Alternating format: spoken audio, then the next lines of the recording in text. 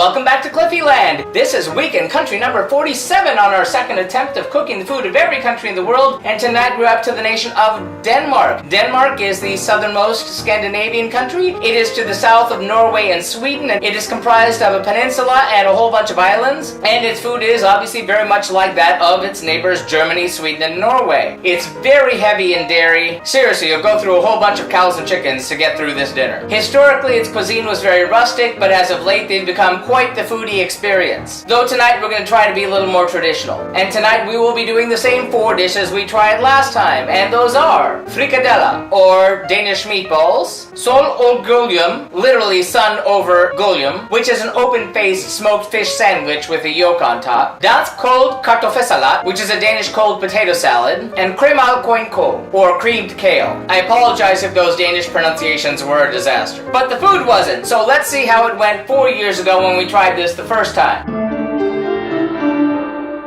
Well, the first time was the first time I ever cooked meatballs, and I really did not know how to gauge size on it, so they were kind of uneven, though okay. The potato salad was really good, though. Again, I had never really made one before, so the potatoes were uneven. We're gonna fix that this time. The sandwich came out quite well, though it was hard to find the smoked herring, and the kale was the surprise star of the night. So let's take a look at tonight's ingredients. First, for the frikadeller, or Danish meatballs, we'll need 1/2 cup of cracker crumbs, 1/4 cup of whole milk, cream or half and half, 1 medium onion grated, water drained out, 1 pound of ground pork, 1 egg, 1/4 teaspoon of ground nutmeg, 1/8 teaspoon of ground cloves, salt and pepper to taste, and 4 tablespoons of butter. Then, for the Sol og Gudhjem, or open-faced smoked fish sandwich with egg yolk, we'll need 2 slices of rye bread, about half of a red onion sliced, 2 radishes sliced, about 2 teaspoons of chopped chives, 2 egg yolks, raw or pasteurized, and black pepper to taste, and 2 smoked herring fillets, or barring that, smoked trout will work. Then, for the Dansk Cold Kartoffelsalat, or Danish cold potato salad, we'll need 2 pounds of boiled potatoes, cubed after they cool down, 2 chopped hard-boiled eggs, 2 tablespoons of finely chopped shallots, 3 to 5 stalks of finely chopped celery, 1 finely chopped cucumber, 2 tablespoons of vinegar, 1 deciliter of heavy cream, 2 to 3 teaspoons of salt, a half a teaspoon of black pepper, 3 teaspoons of French mustard, 100 grams of mayonnaise, 1 teaspoon of lemon juice, and for dressing, another hard-boiled egg, slices of tomato, and chopped parsley. And then for the Grønkål, or creamed kale, you'll need 2 stalks of kale, hard center stems removed, and cut or torn into small pieces, 3 tablespoons of butter, 3 tablespoons of flour, 2 cups of milk, 1 teaspoon of salt, and 1 teaspoon of sugar. Well, prepping and cooking that's going to be a lot more trouble than I thought it would be. Ingredient notes. First on the smoked fish for the sandwich. If you can find smoked herring, please do. I wasn't able to. Previous time I only got kippered herring, and it was a little bit difficult to work with. The recipe says you can use smoked trout instead, and that's what we wound up doing this time. Also, in terms of the yolk for the sandwich, a raw egg yolk can be a scary thing. I mean, you don't want to get sick and all. So to avoid that, either make sure you have a very fresh organic egg or pasteurize your own egg. Apparently in Denmark you can buy pasteurized eggs already, but we can't here. To pasteurize the egg, create a double boiler and slowly bring the temperature up until the egg yolk begins to change color ever so slightly. Alright, that's gonna be a lot of work. Let's get cooking.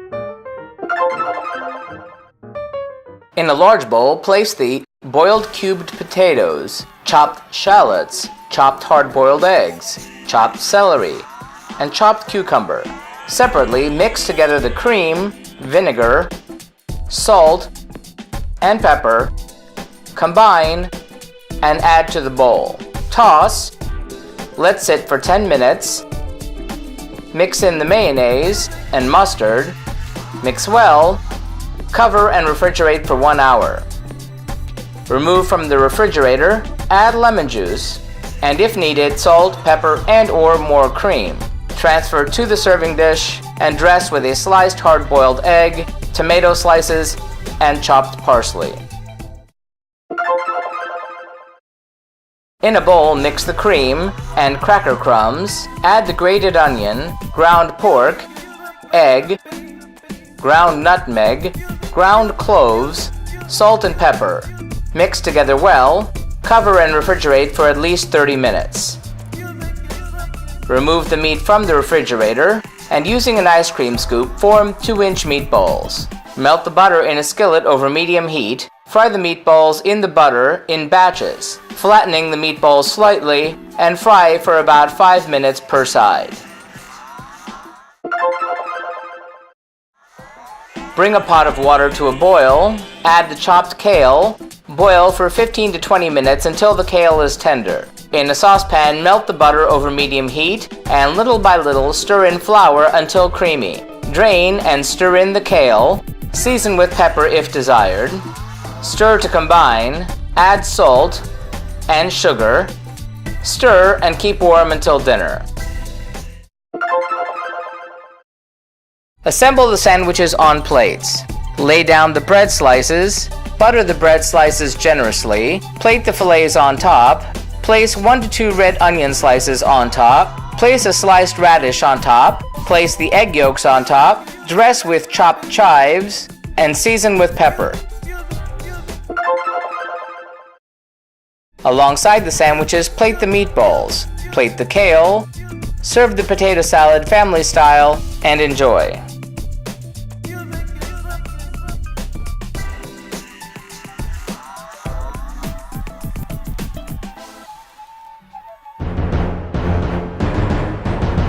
And how did it all go? Well, that was a delicious and surprisingly heavy meal. There was actually a lot of food there. The Danish meatballs are really good. They were a little bit on the plain side. They could have used a little something like sour cream on top or an extra spice in it. They were quite good, not really spectacular though. I'm gonna give the Danish meatballs 3 out of 5 globes. They were cooked properly, so that was a bonus. As for the sandwich, that was nice. It had a lot of smoky flavors from that smoked trout, the nice buttery flavor on top of the rye, and then the onions and radish on top gave it a nice bit of crunch and a different flavor. I really like that. That's gonna get 4 out of 5 globes, even though I just couldn't figure out how to get that perfect yolk on top without breaking it. Oops. Then the kale. Last time it was a huge star of the night. Tonight it was also really good, although I have to admit I kind of oversalted it, so that's my bad. Still, it was a nice addition to the meal. I'm gonna give the creamed kale 4 out of 5 globes. And lastly, that potato salad. Oh doggies, that was really good. Simple ingredients done well, but it tasted